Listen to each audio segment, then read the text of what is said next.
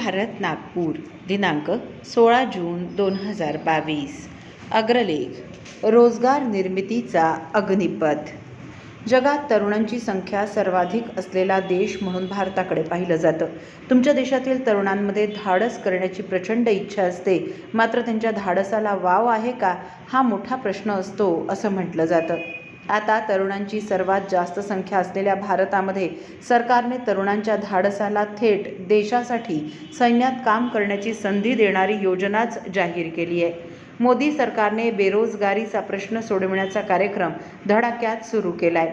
रोजगार देणं म्हणजे सरकारी नोकऱ्या देणं असा एक सोयीस्कर अर्थ काढून काँग्रेससारखा विरोधी पक्ष सरकारला नोकऱ्या देणार होता त्या कुठे आहेत असा खोचक प्रश्न संसदेपासून जाहीर सभांपर्यंत जिथे तिथे विचारत होता. त्यांना चोख उत्तर देत 2 दिवसात 2 योजना सरकारने जाहीर केल्या आहेत. त्यातील मोठी योजना संरक्षण खात्याने जाहीर केली.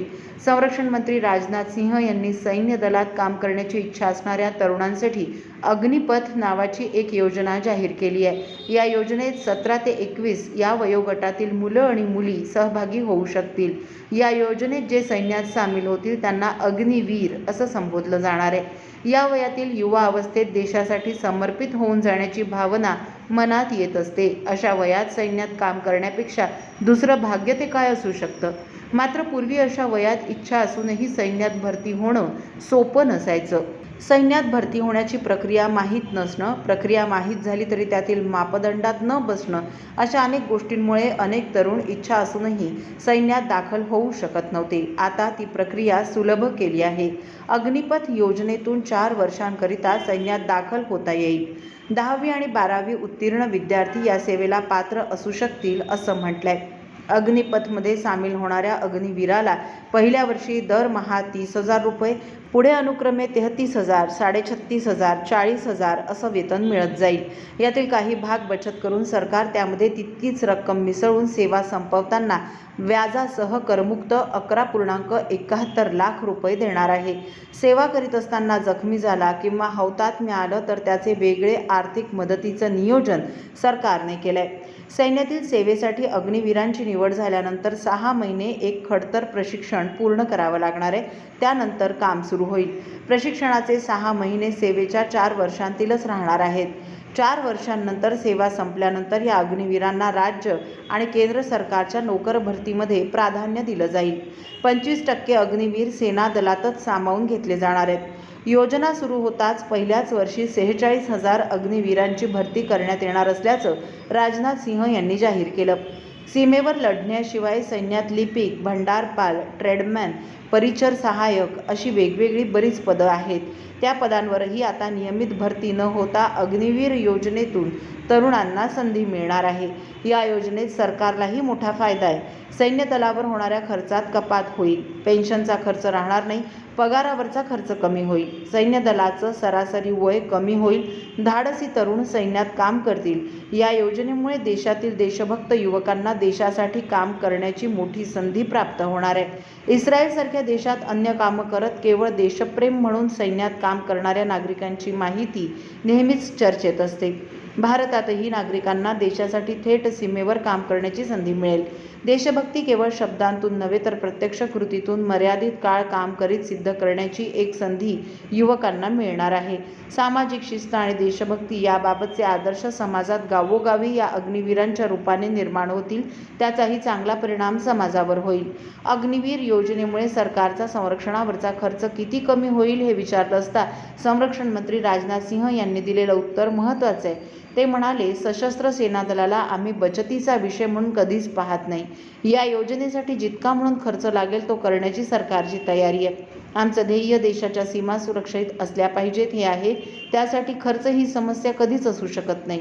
मोदी सरकार सत्तेत आल्यापासून देशाच्या संरक्षण खर्चाची तरतूद अर्थसंकल्पात सतत वाढत गेली आहे. याशिवाय केंद्र सरकारने बेरोजगारी संपवण्यासाठी थेट प्रयत्न म्हणून आणखी एक पाऊल उचललंय. केंद्र सरकारचे विविध विभाग आणि मंत्रालयातील रिक्त पदांचा सरकारने आढावा घेतला. त्यात जी रिक्त पदांची माहिती समोर आली त्यानुसार सरकारने येत्या 1.5 वर्षात 10 लाख पदांची भरती करण्याचा निर्णय घेतला. स्वतः पंतप्रधान नरेंद्र मोदी यांनी अगदी अभियान समजून ही पदं येत्या 1.5 वर्षात भरावीत असे निर्देश दिले आहेत. केंद्रीय मंत्री अनुराग ठाकूर यांनी आत्मनिर्भर भारताच्या दिशेने जाण्यासाठी हे एक महत्त्वपूर्ण पाऊल असेल असं म्हटलंय. 10 लाख पदं ही मोठी संख्या आहे. संरक्षण खात्यातील अग्निपथ योजना आणि ही 10 लाख नोकऱ्यांची संधी मिळून बेरोजगारीवर मोठा दिलासा मिळणार आहे. काँग्रेसचे प्रवक्ते रणदीप सुरजेवाला यांनी यावरही टीका केली आहे. विरोधासाठी विरोध केला की त्यामागचा हेतू आणि खोटेपणा लक्षात येतो. सामान्य नागरिकांचा विश्वास गमावण्याची नामुष्की अनेकदा येऊनही काँग्रेसचं नेतृत्व त्यातून काही शिकलं नाही, ही काँग्रेसची मुख्य समस्या आहे. वास्तविक बेरोजगारी दूर होण्यासाठी केवळ सरकारी नोकऱ्या हाच एकमेव पर्याय असूच शकत नाही. सरकारी नोकरी हा नोकरदार तरुणांना सुरक्षित आणि विश्वासार्ह मार्ग वाटत असला तरी या नोकऱ्यांना संख्यात्मक मर्यादा असतेच. बेरोजगारी दूर करण्यासाठी उद्योग आणि पायाभूत सुविधांचा विकास हा मोठा मार्ग असू शकतो. हे लक्षात घेऊन मोदी सरकारच्या कार्यकाळात देशभरात रस्त्यांचं जाळं मोठ्या प्रमाणावर वेगात विकसित होत आहे. नितीन गडकरी यांनी या विषयात विक्रमी काम केलंय. देशात अनेक ठिकाणी 4 पदरी 6 पदरी रस्त्यांची कामं चालली आहेत. या कामांवर सरकारी आणि खाजगी आस्थापनेतून मोठ्या संख्येने तरुणांना रोजगाराची संधी मिळते आहे. उद्योगांमध्ये सरकारने स्टार्टअपमधून अनेकांना अर्थसहाय्य देत उद्योगांना नवकल्पनांना प्रोत्साहन दिलंय. या उद्योगातून अनेक युवकांना रोजगार मिळालाय. जगभरात भारताची प्रतिमा मोदी सरकार सत्तेत आल्यानंतर उंचावली आहे. त्यामुळे भारतात गुंतवणूक करण्यात अनेक देशांमधून उद्योजक भारतात येण्यास उत्सुक आहेत. कोरोनामुळे ठप्प झालेले जगातील व्यवहार सुरू होताच या हालचालींना गती येईल. भारतातील उद्योग क्षेत्रातील हालचाली आता गतिमान झाल्या आहेत. त्यामुळे उद्योग, शेती आणि पायाभूत सुविधा या क्षेत्रातील कामं गतीने सुरू झाली की या क्षेत्रातील मनुष्यबळाची मागणी वाढेल. सेवा क्षेत्रालाही आपोआप गती येऊन सेवा क्षेत्रातील रोजगार संधी निर्माण होतील. न्याय योजनेसारखे लोकांना थेट पैसे वाटून लोकांचा आणि देशाचा काहीही फायदा होत नसतो. आपल्याकडे काहीही न करता पैसे घेणं, घेतलेलं कर्ज बुडवणं या कल्पना समाजाला न रुचणाऱ्या आहेत. कर्ज फेडता आलं नाही तर आत्महत्या करण्याइतपत संवेदनशील समाज आपल्याकडे आहे. हे सामाजिक मानसशास्त्र लक्षात घेऊनच सामाजिक प्रश्नांची सोडवणूक करावी लागते. लोकांना काम करून कामाचे दाम हवे आहेत. देश के हित में करेंगे काम और काम का लेंगे पूरा दाम अशी लोकांची भावना असते. त्यामुळे केवळ रोख रक्कम देऊन किंवा सरकारी नोकऱ्या देऊन सहजासहजी प्रश्न मिटेल असं नसतं. बेरोजगारी दूर करण्यासारखा विषय 1-2 उपाय करून पूर्ण होणारा नाही. त्यासाठी सर्वंकष प्रयत्नांची गरज असते. हे लक्षात घेता केंद्र सरकारने काही उपाय केले आहेत. सरकारी उपक्रमांना विविध क्षेत्रात गती मिळाली की आपोआप रोजगार निर्मितीचे काही मार्ग त्यातून खुले होत असतात. संरक्षण विषयातील अग्निपथ, केंद्र सरकारमधील 10 लाख पदांची भरती, पायाभूत सुविधांच्या विकासातील रोजगार वाढ, कृषी, उद्योग आणि सेवा क्षेत्रातील वाढत्या संधी यामुळे देशातील बेरोजगारी दूर होण्याची प्रक्रिया गतिमान होणार आहे. देशहित आणि सुरक्षित भवितव्य असे 2 फायदे या उपायांमध्ये अभिप्रेत आहेत. हा त्यातील आणखी एक महत्त्वाचा भाग आहे. दैनिक तरुण भारतचा हा अग्रलेख आपण तरुणभारत.net या संकेतस्थळावरही ऐकू शकता. असेच अभ्यासपूर्ण लेख ऐकण्यासाठी तरुण भारतच्या YouTube चॅनलला लगेच सबस्क्राईब करा, लाईक करा, शेअरही नक्की करा. धन्यवाद.